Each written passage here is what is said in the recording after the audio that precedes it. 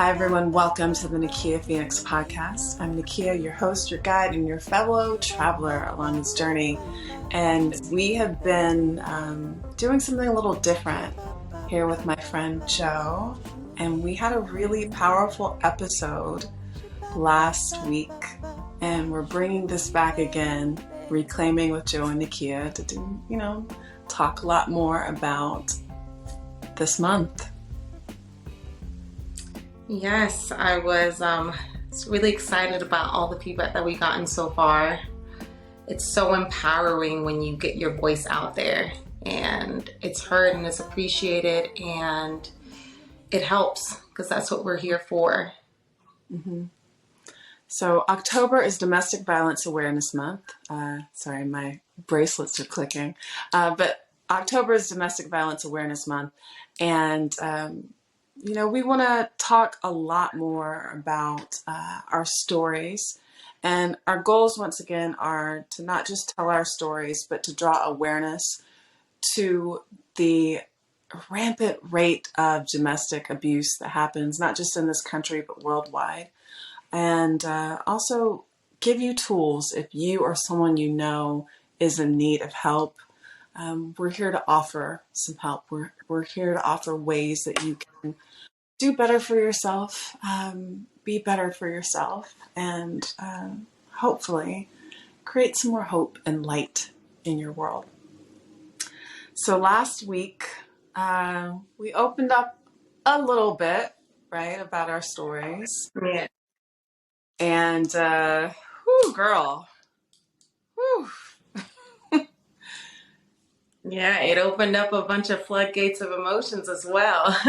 It Definitely preparing for this one, which is trigger warning for everyone out there, because it might be a little bit of intense since we're going to be diving deeper into the steps.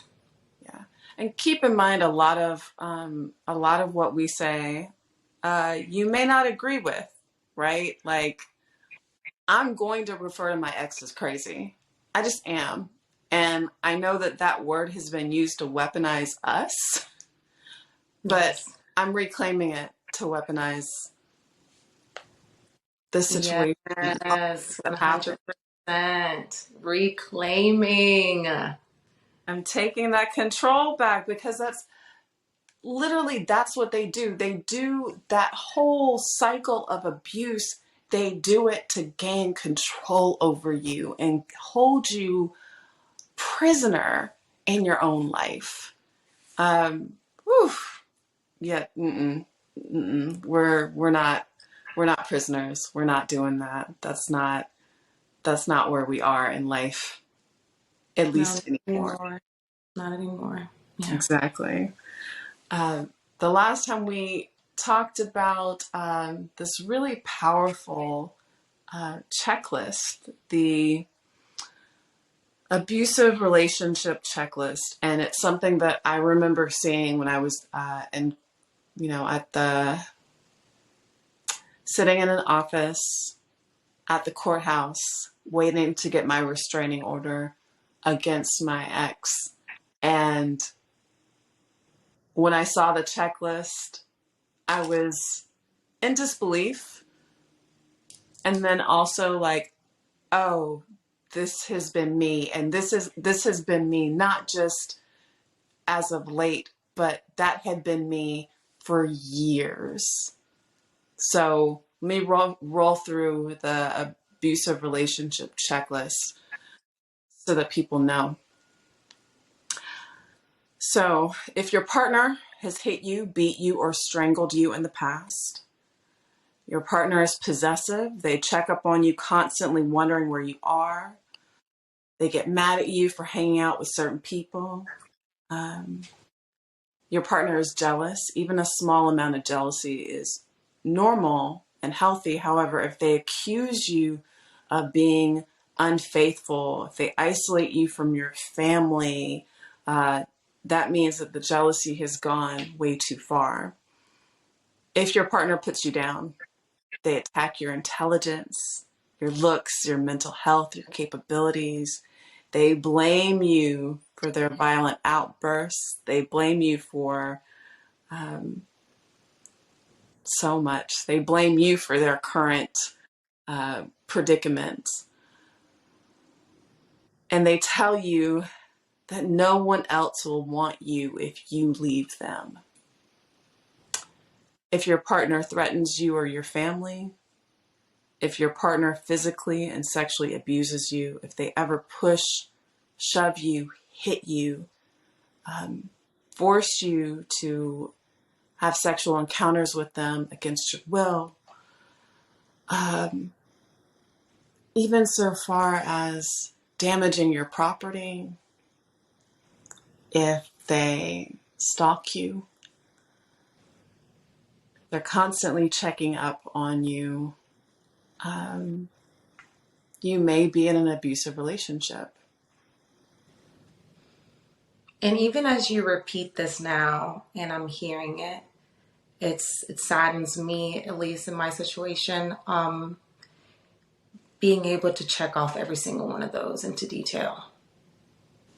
You know, and how they managed to confuse that as love for us. You know, we thought that was love We thought it was in a way, you know, the controlling was, he loved me? He loves me. He's always checking up on me. right. The way that they flip it on you. Mm-hmm. But it's sad. It's even hard to hear. Like as you repeat them, it's just rolling through my head, each and every one of those. Say, yeah, I'm her. Or I'm them. Mm-hmm. Mm-hmm. It's, and we talked about this in the last episode, how on the outside, it looks like you have everything together. Like you're living this wonderful life. People see you out and about with your abuser and they think that everything's fine. They think that, oh, this person really loves them and they really support them. So they're together. They do so many things together. But on the inside, you're screaming. On the inside, you're crying. On the inside, you're like, can someone not see how helpless I truly am? Yeah. I often felt like he had like a dog collar with spikes around it, like around my neck whenever we were out somewhere. And like I was on a really short leash. Like That's so perfectly said. I couldn't speak unless he wanted me to speak. I couldn't go anywhere.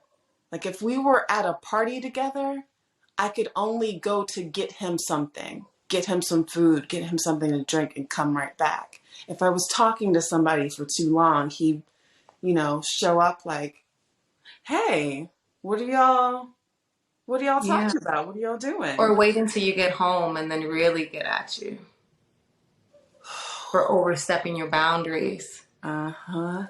for Yeah. speaking too much, Mm-hmm. for Or not staying on the on that. length of what that leash Mm-hmm. he extended you for, you know? Yeah. Mm-hmm. I feel that. Yeah. And the jealousy, I mean, something as simple as like, oh, I saw you the way that you looked at him. What are you talking about? No, I saw the way that you looked at him. Is something going on? And then, whatever else would happen after that, which, to be real and to be graphic, it was, even though you didn't actually do anything wrong, you'd still get punished. Yeah. I mean, you even get to a point where you're apologetic and you don't even know why you're apologizing for. I can remember being at my job one night and I started getting a string of texts from him. And I'm literally like, okay, something's wrong. This is an emergency. What's happening? And then I start reading through the texts and he's going off. He's going off. And he won't tell me what's wrong. He's just saying, you know what you did. You're going to get it as soon as you get home. just wait. I can't believe you do this. Like, and then cursing me out, calling me all kinds of names. And so I'm hysterical when I'm at my job and I don't want to go home because I'm scared of what's going to happen, even though I never did anything in the first place. Yeah. And that anxiety in your pit of your stomach, that fear. That fear. You can't even go to your own home. You're afraid of going to your own home where you pay your own bills. We should have the right and the comfort. I used to always tell my abuser, the world is already so harsh. Why would we make it even harder for each other at home? Mm-hmm. That just could not explain his way of being. Mm-hmm. And how the smallest little thing would be Mount Everest. Mm-hmm. When it came to me, of course, he never did anything wrong. He was perfect. Oh, of course not. Of course not. He was so Perfect. so perfect. Of course. Never compare myself to him. That was something that he always said. Don't you dare compare yourself to me. When I'm good, you're bad. I'm smart, you're dumb. What? Yeah. You've got to be shitting me. Yep. It was so incredibly belittling to live in that household. I consistently told him I felt like I lived under his shoe. Like I was lower than dirt. Mm-hmm. And he was okay keeping me there. Yeah. It's kind of like you said, that dog collar, the leash situation. They don't want you to grow. They don't want you to feel you're big. They don't want you to feel like you have the capacity and the capability to have or want more. They want to keep you this small. And I remember telling you this, my abuser was shorter than I am, but yet he felt so much bigger than me. So much bigger than me. Yeah. Oh, yeah, because, yes, I'm about to talk shit about that man. He was microscopic. Oh, I wish you would have worn heels. Oh my God, I wish you would have worn heels. More often. I looked like I was breastfeeding him when I wore heels. And like we have to make these jokes because I can remember like being together places and, inside you're just terrified. Mm-hmm. Terrified. Yeah. And, definitely no way to live. Mm-hmm. It's, oh girl, I can remember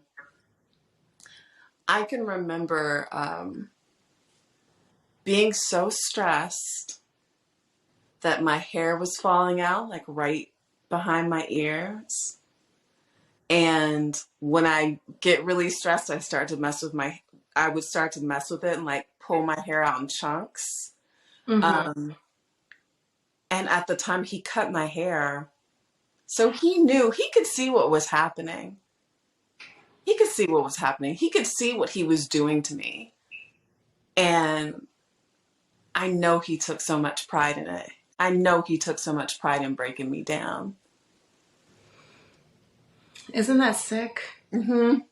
When you think about it, because I would say it was incredible how when I was happy, because if there's one thing about me, I love being happy. I can be happy on the beach. I can be happy in a room. I can be happy in luxury. With nothing, I can just find a way to be happy. And when I was around the house cleaning and humming and singing, he would just come up to me. He's like, "Why are you so happy? You have nothing to be happy about. You're a single mom. You have an incurable disease. You're this, that, and the other." And just putting me down in every little way that he possibly could until he broke me down. And then I was sad. And then it's incredible. As I get sadder, he gets happier. He becomes more light-footed. He becomes these things. I'm like, is it me? Or are you happy when I'm sad? because you cannot stand to see me happy. It annoyed him to see me happy. He's like a vampire. He was just like Yeah, sucking. an energy vampire, 100%, 100%. And it's like we mentioned this before, which we'll talk about later, more in detail on how narcissists kind of have a playbook in a way, because we're sitting here, we're sharing our stories, and we can find similarities, close similarities, down to verbiage. Yes. I'm like literally the things that they would say and even the cadence to which they would say it was like the same. It's like they have a hive mind, or they go to like some narcissist like convention and they're like, Yeah. okay, here's how you break her down. It's incredible because it's not like our abusers even know each other. It's like they're like, hey, okay, let's get together and make this our Right. worst lives ever, you know. But it's sad, and that's why I feel like it's so important for us to get this narrative out there so that people can see these red flags, because they are so similar. These abusers literally almost they parallel each other. They do almost the same things. They do. They really do. And when I see, oh, so as of late, and I know that I can't diagnose anybody with anything. I know that according to therapists, certain terms are, we're using some terms too much, like the narcissist term, we're using it Yeah. too much. However, when there are a few celebrity examples as of late that it's been like, oh no, this is abuse. Kanye and Kim, what he had been doing to her, the stalking, the moving out but still staying within the, close to the neighborhood or in the neighborhood, the, calling her out on who she's dating now, and just control all of I these mean, things. down to him criticizing how she dresses and everything, just picking her apart. And like publicly picking her apart, publicly like trying to wear her down. I'm like, listen, uh-uh. My skin started to crawl, but then to also hear people defending him, defending his actions, and saying, well, she, like, look at what she's doing. Look, Yeah. how dare she like live her life? But how often does it happen? And we've mentioned this before with both of our accounts. Mm-hmm. I made my abuse very public because my abuser had a public figure in a way. And it was really shameful to see that the majority of his supporters were women. Mm-hmm. Mm-hmm. They were women. As I put my face, my bruised face online, and I'm having to pick up the pieces of my life and my daughter, and I'm speaking about the abuse that he caused to a child. And there are women that advocate for this monster. And did you have to see these women in real life, in person? Of course. I mean, unfortunately, with the kind of lifestyle that I have and the kind of career path I've chosen, I do have to be out and about and in a lot of the same places that him and I used to work together. And I see those women. Funny enough, there are some that have actually come forward and apologized because after just about a year of getting out, his true colors they're coming out. So now you're apologizing. But it's fine, at least the word is getting out there. At least you're able to see. But he's just a wolf in sheep's clothing. Mm-hmm. Mm-hmm. Yeah, oh goodness.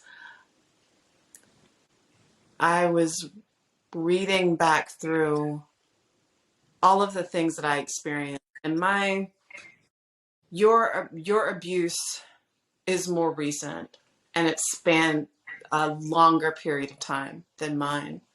Um, my abuse, I mean, let's see, I got the restraining order against my abuser 10 and a half years ago.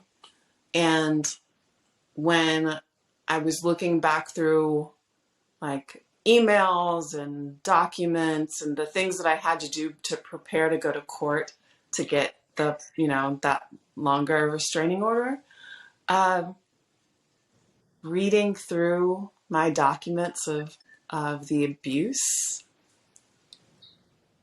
And then I also recorded him. And when I even listened to the recording, I'm like, who is this woman? Who is this woman talking? And I can hear the fear in my voice, but also the calming tone that I was using to try to keep him at bay and keep him from turning violent against me. The abuse during that recording or those recordings, was him yelling at me through a door or through a curtain. And I'm in this little tiny space with no exit. And I'm like, how do I get from behind this place out to safety? So I can hear it in my voice that I'm just trying to speak to him calmly. Yeah. And it's like I'm just trying to rub his shoulder and calm him down. Yeah. But Because you're not going to trigger this. It's like it literally dealing with them is like walking in a minefield or on eggshells. Yes. I don't want to say anything. Let me use this voice. Yes. It's that. Let me use this voice. How can I let him know that how can I calm him down? But he's manic. He's just going. And he's even talking to himself. I'm just quiet and he's just going off on rants. And I remember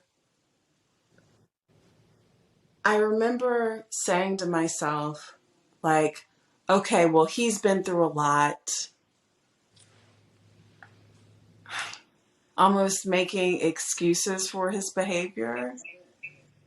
But also, let me state this as plainly as I possibly can. Just because someone has a mental illness or they've experienced some sort of trauma does not give them the right to hurt you, to abuse you. It doesn't give them the right. There are plenty of people who have mental illness, who are suffering from something, who don't inflict harm on other people. Yeah. And that's sometimes an excuse that victims make. Well, when he was younger, he was little, his mom used to beat him. And so that's why he has this aggressive nature, this, that, and the other. Like, no, we've all in some way or some form have experienced our forms of trauma in our childhood that we do take into adulthood. Again, like you said, does not constitute a reason for them to do this to you. Not at all. This is a them problem, not a you problem. Exactly. And that's a big thing that happens with victims, especially when they're still in it, is that they continuously blame themselves for their abuser's actions. Mm-hmm. And that's what the abuser wants you to continue to blame yourself. And they'll even say things like, you made me do this.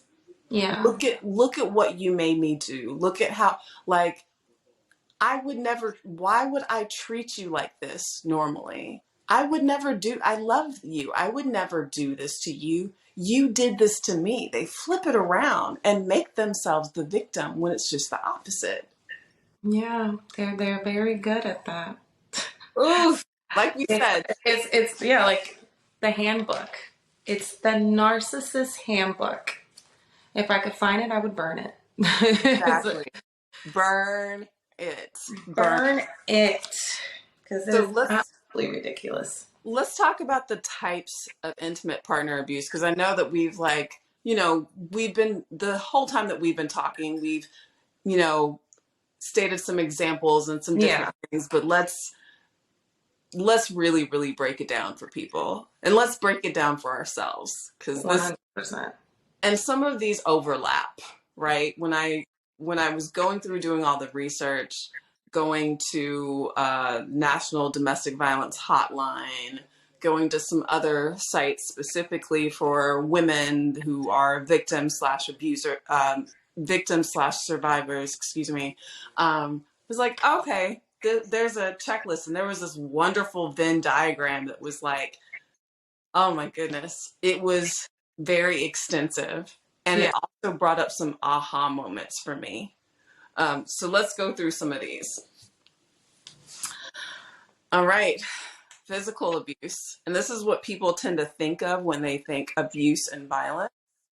Um, the physical abuse includes hitting, slapping, punching, kicking, burning, strangulation, damaging personal property, and the use of weapons against you.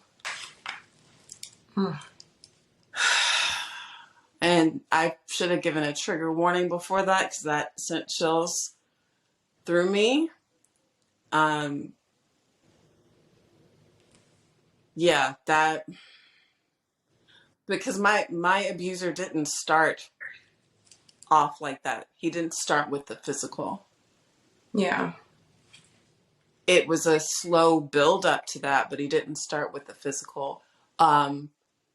He would punch walls eventually after we had arguments. He would damage my property, which is how I was finally actually able to get the restraining order. It wasn't the judge hearing me tell my story. It Oh, was yeah. literally me saying he damaged my property during a physical altercation. And my abuser admitted that he did damage my property during that altercation.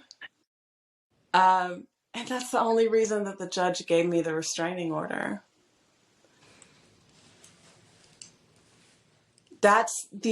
Because he admitted to damaging my property, that's why I was able to get the restraining order. Not all the other things that happened, because when you're sitting in the courtroom trying to explain, or even trying to explain to police officers or friends or whomever what's happened, they're not thinking about the emotional abuse or the No. psychological abuse. That doesn't count, because what's the first thing that they ask you when you say that he's hurt me? What do they ask you? When they ask you, what is he? I'm sorry, I didn't hear that part. What's the first, like, when you say to someone, like, my partner is hurting me, my partner is abusing me, one of the first things that they ask you is For proof. Either proof of physical proof or photographic proof, mm-hmm, video. And this actually happened to a friend of mine. Unfortunately, like I said before, since in the other episode, since I've come out and been more public about my abuse, other victims have come towards me, but more silently, because they're not ready to be public. And my friend was being abused by his partner, pretty like terribly. But he went to make his restraining order, and they said, "Do you have any proof?" He's like, "Well, no, because I'm not going to sit there and just photograph myself as he's punching me or doing all these things, because you do I mean, everyone's trauma is different. There's some that tense up. There's ones that are reactive, that go, So he didn't have anything. So he wasn't able to make a restraining order against his abuser that was physically tormenting him, psychologically tormenting him. And all he wanted was his safety. And he Right. could not get that. Right. Oh, that hurts my heart to hear. That hurts my heart. So that leads into emotional abuse. And emotional abuse is defined as when an intimate partner seeks to control his or her or their loved one by name calling, insulting, blaming the partner for everything, extreme jealousy, intimidation, shaming, humiliation, isolation, controlling what the partner does and where the partner goes. That also crosses over into the mental and psychological abuse, which can include gaslighting, pretending not to understand or refusing to listen to you when you're saying, when you're opening up, saying, stop, or, you're hurting me, you're abusing me, or setting your boundaries. When they question your recollection of facts, or they're denying their previous statements or promises to you, even after or during an argument that I was having with my abuser, I was holding my phone and I was recording, like I said earlier, I was recording the argument. And when I played it back to him, he literally said, "That's not me. Why would I ever say that?" And this was just minutes later. I'm like, "That's Yeah. your voice. This is what you said. In fact, you gave me your consent to record you, but now you're saying that that's not you." And I was like, wait, is he actually believing this? Or is he just gaslighting me? Is he trying to make me feel crazy? Or is it both? It's that crazy making mentality that they have. You were literally second guess your judgment, your memory, to the point that you feel like you're going insane. I definitely felt like that at the later months of my relationship. I felt like I had completely lost it from all the gaslighting and all the lies and how they would literally flip the script on you. And you're just like, hold on a second. To the point that you have to do those things recording. Or Yes. I would screenshot text. Hey, remember when you said this? In desperation to finally have him say you were right, but not even with the proof, you're not. It's the constant jumping through these hoops of fire, just for them to put you down over and over again. On the emotional abuse, and I will say right now, trigger warning for everyone on this one. Just an example of something that happened to me. It was last year. It was my birthday. I had just finished having surgery to have children with my abuser. This one was looking out for me because thank God that didn't happen. I was bedridden for about 6 weeks. I could not get out of bed. And I remember looking over at him the morning of, and just FYI, it's also my daughter's birthday. So it's a very special day for us. But I wasn't able to do anything for myself that day or plan anything. So I looked over at him and I said, hey, did you call my mom or my family, anything about like that for my birthday? I was ecstatic. And he was like, no, why would I ever do that for you? Nobody loves you. Your family does not love you. You have no friends. Look, it's your birthday and no one's even here. So I'm going to try. This is difficult. I'm sorry. I remember going out of there and crying, coming out of bed as I'm hunched over because I still can't walk. Going into the shower and him just coming into the shower and just yelling at me to the point that I was in fetal position on the shower floor. And he was just like, just kill yourself already. Just kill yourself already and end this for all of us. No one loves you.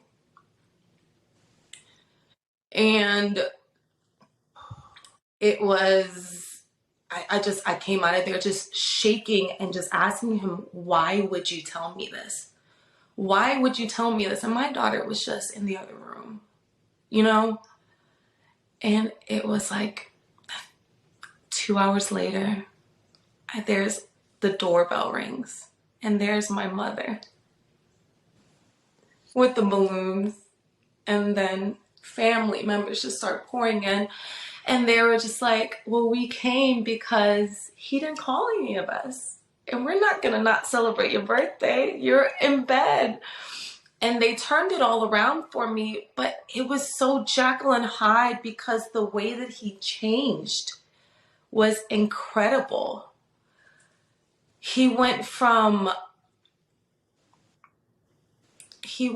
this terrible, terrible person to the kindest person in front of my family. Of course. And it was absolutely disgusting. Oh, girl, I am so sorry. I am so sorry you had to experience that. I am so, whew. I love your mom. I love your mom. My mom loves you. Your mom knew. My mom loves you. Your mom was like, I am coming through for my baby. Forget this man. I'm coming through for my baby, and brought the whole family, because the abuser wants you to feel so alone.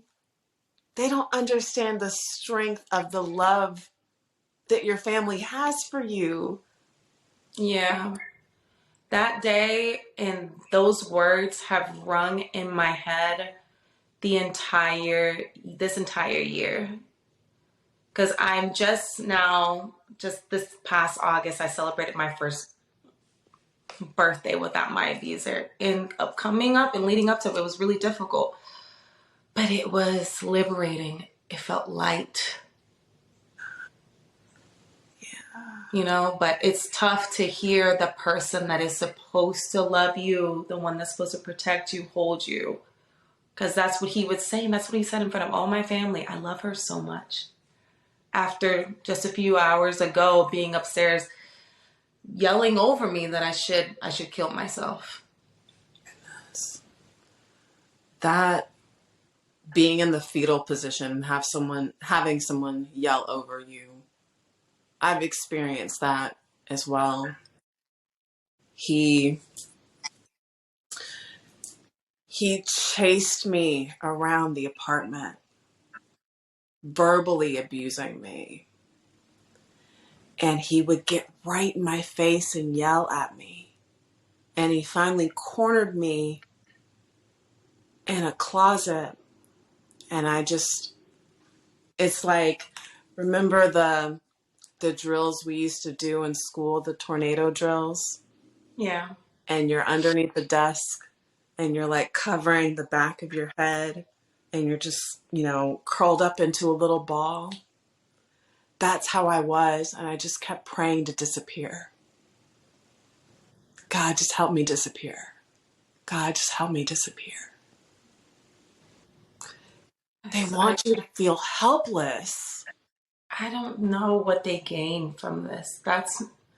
I promise, like this last year into my recovery, my panic attacks have been that.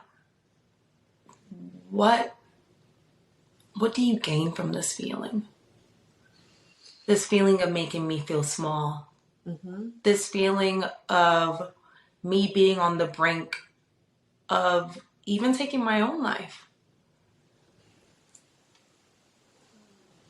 It's that they want to play God.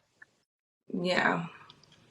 They want to play God, and they'll try to convince you that there is no God, because that's the other thing. So spiritual abuse, Yeah. that's it's something that I know that we don't talk about so much, but the spiritual abuse is a real thing. My abuser and I come from different faiths. We have different beliefs, and I actually even remember his father saying to me, "You know, you're gonna go to hell because you don't believe what we believe." Hmm. What? And then my abuser also trying to exert more control over me by saying this leads into sexual abuse. And sexual abuse is defined as, um, any sexual activity that is without your consent. But I also want to add that sexual abuse can also be when they're withholding like As intimacy from you. power. Yeah. Mhm. To make you feel unloved. And then you start to feel fulfilled even by the minimal crumbs of love that they give you. Because that's what they do. They give you crumbs of love. Crumbs. They give you crumbs. Whew. Yeah. Yeah. He would he would say, "Well, I don't believe in doing this before marriage," or "I don't believe in," and it was like, "What are you talking about? Because actually we used to do this." Yeah. So what is, and then, oh my goodness, I literally remember him saying that I had an overactive sex drive. Because Oh, I got the same thing. he was like, "Oh, you have overactive ovaries." And I'm like, because Yeah. I want affection and intimacy from my partner. Yeah, but it's just a solid power move on their behalf. They want us to see them thirsty for them. Yes. That is Yes. definitely something. And again, I will go in with the trigger warning because this one is a heavy one. My abuser did the same thing, which was the withholding of sex. Mainly would blame it on the fact that I just was not good enough for him in so many aspects. Well, that Mhm. my hair wasn't straight enough, or my eyes weren't green enough, or my skin wasn't white enough, yet he was with me for 8 years. Also to the fact that he's in the music industry, so he would work late nights. And sometimes he just would not come home. He wouldn't come home for hours, and I would be at home just sitting there crying. And I would always beg for him, like, please come home, blah, blah, blah. And then he got to a point where he started to tell me, when I come home, you better be waiting for me with your face down and your ass up. Which made me feel like a piece of meat because it felt like I had to do this to please my partner, though I didn't want to do it. Like, if he showed up at 9 o'clock in the morning, that's how I needed to be to wait for him. I felt so incredibly violated. But it made me feel like if I didn't do that, I wasn't being a good partner to him. Like, I was there just for his disposal. Yeah.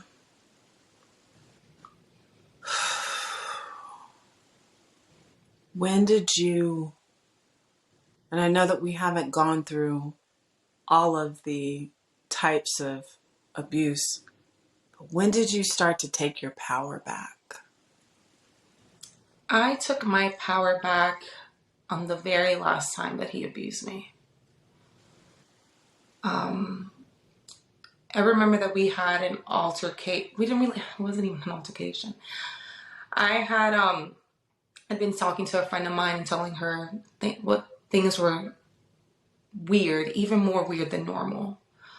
His abuse in every sense and complete utter disrespect for me had gone to an entirely new level.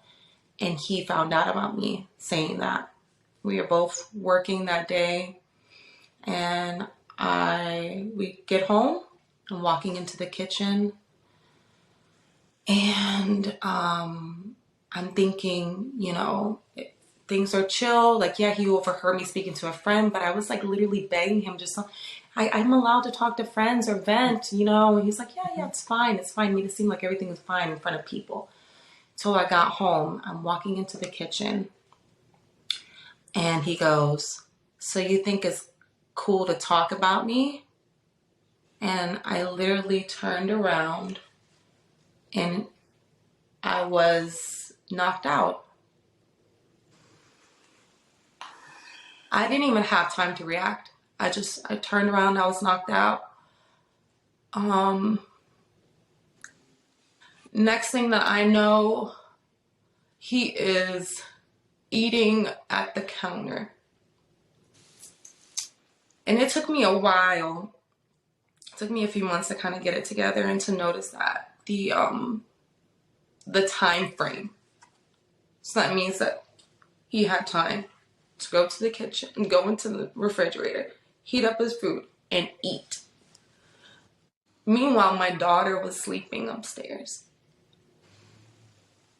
And I abruptly got up and started recording. I don't know how or why. It's just like I just shot up. And he didn't say a word. He didn't say not one word to me. He locked me out of our bedroom, and I was in my daughter's room, and for like 2 days, I just hid under a hoodie and went to a friend's house of mine.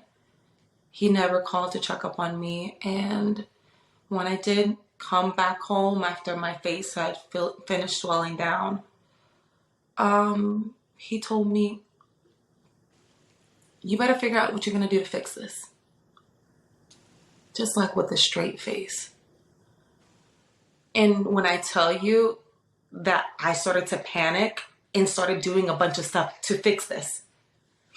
And then I think a day had passed by and I just saw him just getting absolutely worse. And I was like, if I don't stop this, if I don't do something abrupt now, this man is going to kill me. Mm-hmm. And I know that this might be big words for someone, but until you're in it, you don't understand. This is not my first time being abused by this man. This is not the first time that I've left the household and come back. Like we highlighted on the fact that it takes a victim almost 7 tries before they leave. Mm-hmm. And so I did something abrupt because I felt like it was the only way that I was going to save me. Because there's one thing that I learned about him is that he doesn't like to have his things shown. He does not want anyone to see the monster that lies beneath that mask. Mm-hmm. So I put a picture of my face online, of my bruised face, and I wrote just a little bit of what he had done to me, because I knew that if I would have left, he would have found a way to get me back, because he'd always done it. It was routine. I'm like, Joe, you have to be drastic. You have to do this to save you and your daughter's life. If not, what will happen next? Yeah. And so I did. And it's like I did that to save myself too. Because it's like you do become addicted in a way to your abuser. And it's so sad. But when they take and they isolate everything from you, they are your Superman, but at the same time, your abuser. So when he hit me, before he would, he would cuddle me, he would love me, he would caress my face, do all these things, you know. So I'm like, I need to do something drastic, and that was it. How was that? And it's a protective shield, and then I'm like, yeah, You took your power back. yeah, Being bold. yeah, Joe. Ooh. You took your power back. And bit by bit, you're still taking your power back. yeah. Just the having the voice, and you know how that feels. Just the fact of having a voice. Girl. It's so big. It's like people take for granted so many of these things. I've had so many people just like, you know what, just, it happened to you. Okay, like get over it and just, like move on or They want whatever. they want you to yes, they want you to just sweep it under the rug. But the more that we sweep things under the rug, which is what previous generations did, it's going to keep happening. We Yeah, can't let this keep happening. So we speak up. We say something. We call it out. We list specific examples of exactly what these different types of abuse are so that we can I needed to see. I needed to see for myself like, oh, this was calculative. He'd been doing this to me for years. Just it's like going from sprinkling like a little bit of seasoning on it to like full on drowning me like in all of the abuse. Cuz there yeah, were especially the financial abuse yeah. I know with your visa really use that against you. Those so are that you won't have a way out. So that mm-hmm. you can't even like have the financial stability to leave. And he had been doing that to me for years. For years. And even like once when everything had finally come to a head and I was fighting for myself, standing up for myself, he had done so much to me that I was exhausted. So I'm still like, oh, I didn't get a chance to do this. I didn't get a chance to fight him on that. But I did what I could with the energy that I had. And he knew that I wasn't going to be able to fight him on everything. And so the financial thing, oh my goodness. That's why there are like really great initiatives like what is it, the Purple Purse Project that I think I remember Kerry Washington was a part of it some years ago, and I think Allstate is a big sponsor of this now, so that women who are in this situation have a way to get out. That's really powerful because I didn't have that. He wanted, but that's what the abuser wants. They want you to be helpless. They want you to have to depend on them for everything.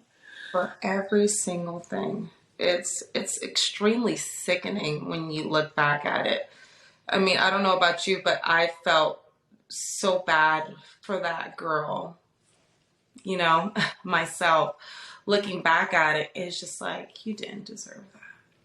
You didn't deserve it, and they whittled you down to that point they knew it was going to be hard for you to fight back, but you did.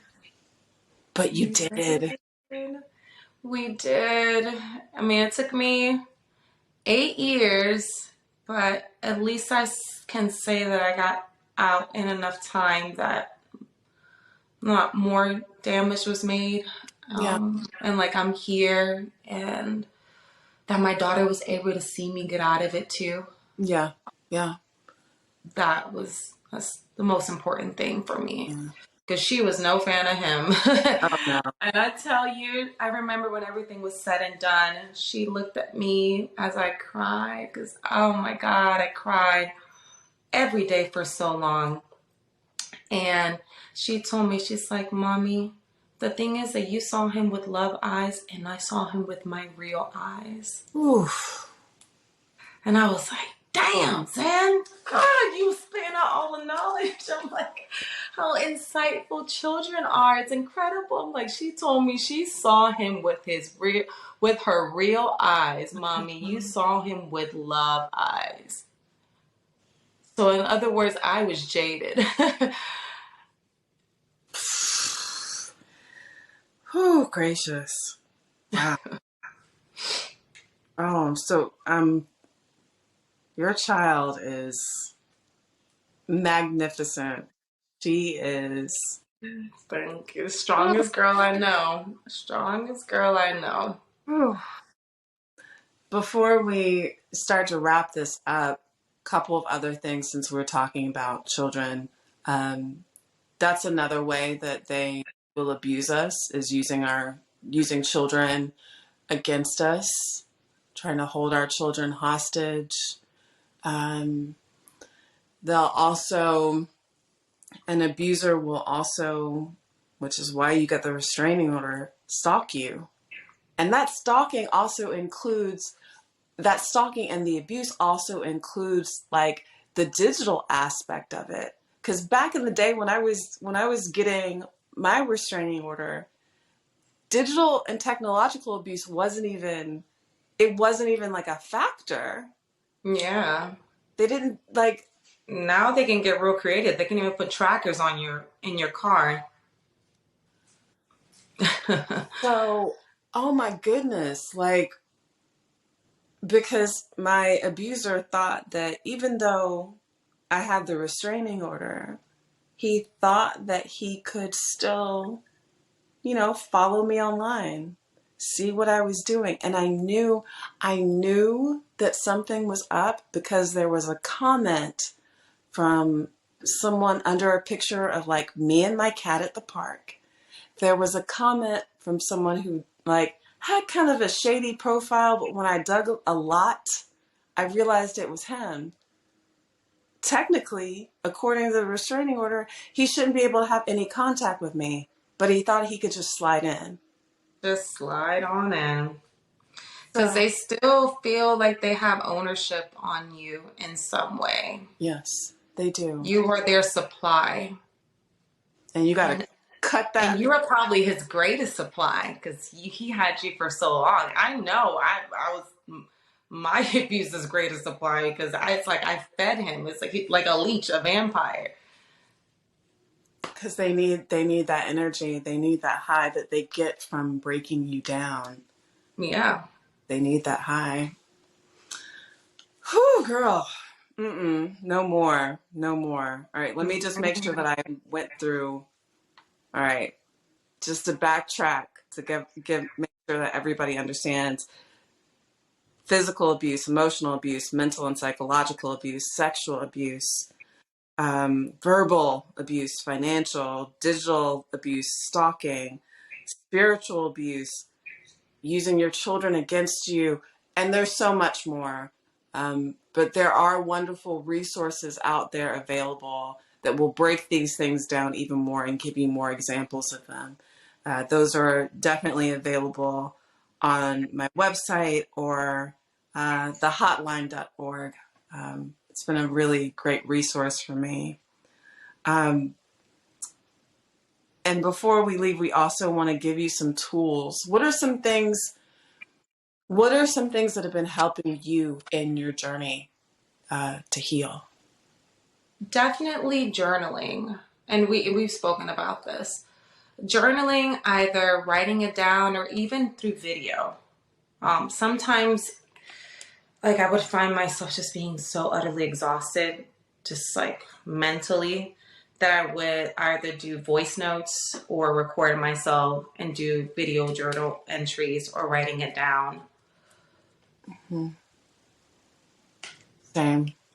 Same. Journaling has really helped me, and even preparing for this, going back through those journal entries and realizing that even at the height of everything that I was experiencing, there's always been that voice inside of me that believed in me, and that still believes in me, and that's still rooting for me, that's still like screaming at the top of her lungs, I love you, I love you, I love you, and I got you. And I'm so thankful for that voice and for my journals to show me that that voice has I've always been supportive of me.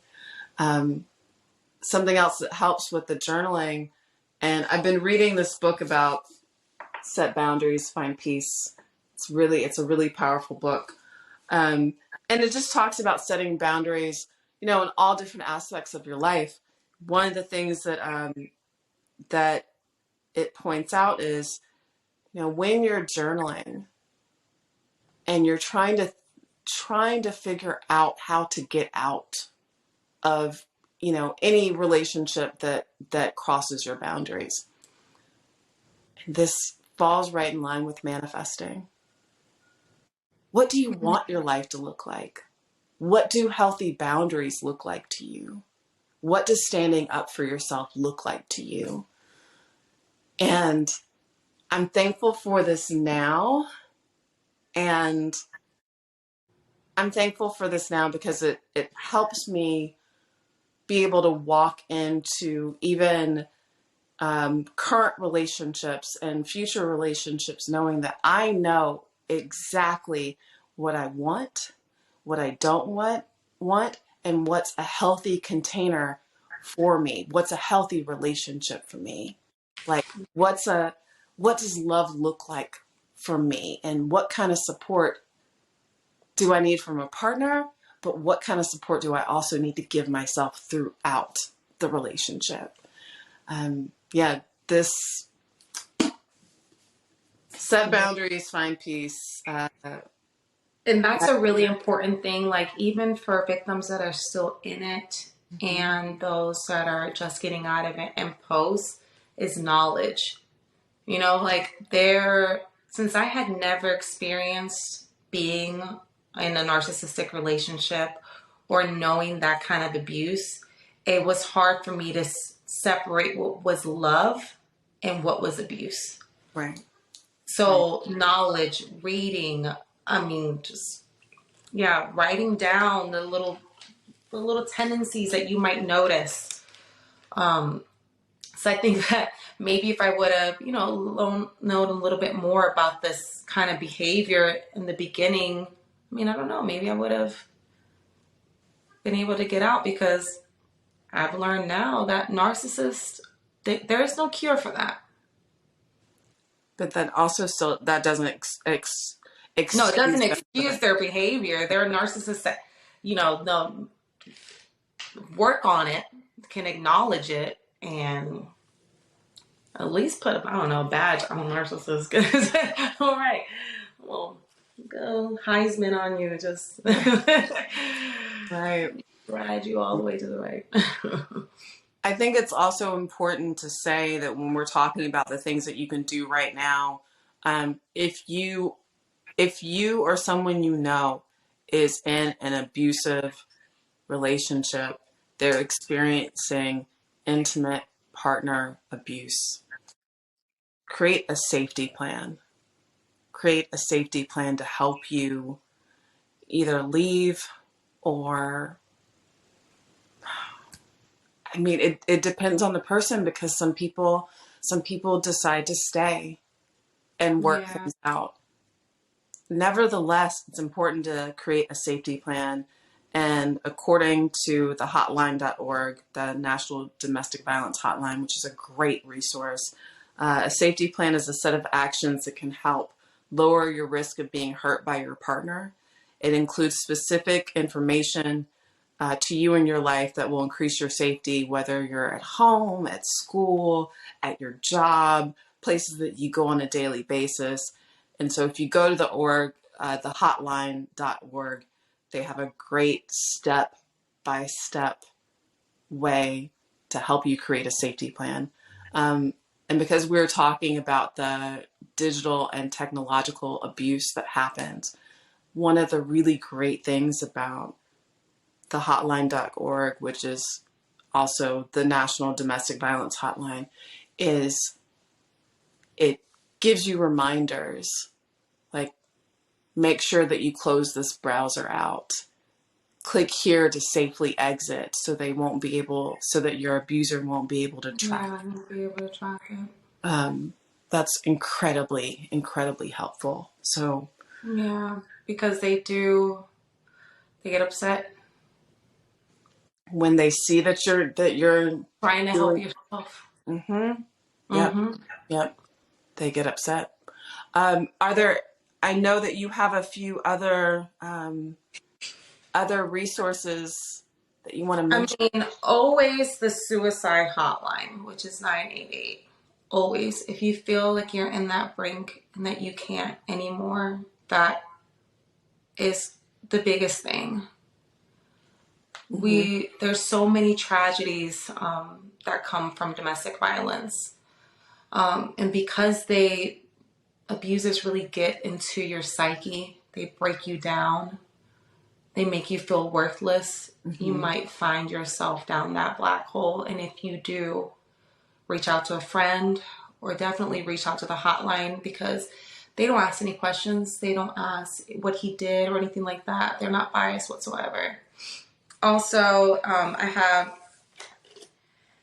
Nikia House, which they take in your pets.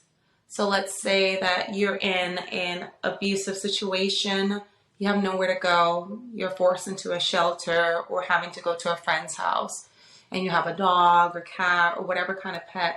They will actually take in and house your pet. And I know, isn't that wonderful? Especially, I with Ooh, M. I listen. I Oh gosh, that was one of the hardest things for me, having to run and not being able to take them with me because I didn't know where I was going. But I Yeah. knew that my cat was going to be okay. But I just had to leave a bunch of food out and water and like give it a couple days until I could get what I needed to safely and come back. So Yeah, because they're also like victims as well. Our fur babies, you know? that part, because after I got the restraining order, guess who was still trying to get visitation rights for my cat? Mm-hmm. So Literally got called trying into to inch you right back in. got called into the city attorney's office so that they could tell me that this was the request. Yeah, they will use whatever they can. And so that is a safe space to have your fur babies there. Their number is 404-452-6248. They're based here in Atlanta, which is where I reside. They're wonderful. I actually have a good friend of mine that works on their board. Oh, that's awesome. Yeah. Oh, all right, girl. Okay, hold on. We gotta shake things off real quick because we I just did. know. We both knew that this one was going to be difficult. I mean, the tension on my neck. Right. But how much better does your heart feel that you spoke up and spoke out? It feels like it's difficult for me to show emotion outside of this happy, big smile, Joe. But I just know that this is for the greater good. Mm-hmm. I know that my pain might stop another person from having it, or at least to reflect on, damn, I've been there. I know that feeling. Or I Mm-hmm. remember my mom feeling that way, or my sister, or my brother, my cousin, my friend. So it's just, I'm gonna cry a little bit, maybe every episode, but it's fine. That's It okay. needs to come out. Emotions are okay to have. Yes. Emotions And are I'm out of it, you know? We're out of it. out of it. We're Place, out of it. yeah. Place both hands over your heart if you feel it. Yes. You are loved. You are supported. You are worthy of all this love. You are worthy of all this love. You are surrounded by people who love you, people who support you. And you are so powerful in your own light. In your own light. Yeah. Thank you, sunshine. Thank you. Thank you, thank you, thank you. As always, you can go, anyone who's listening, anyone who's watching, you can go to my website for more resources. And we thank you so much for tuning in. And we do this to share, inspire, and show you that you can come out, that you can stand in your own light again and feel safe and secure in your own light. Yeah. All right. Signing off. Thank you for listening to Reclaiming with Joe and Nikia. We out.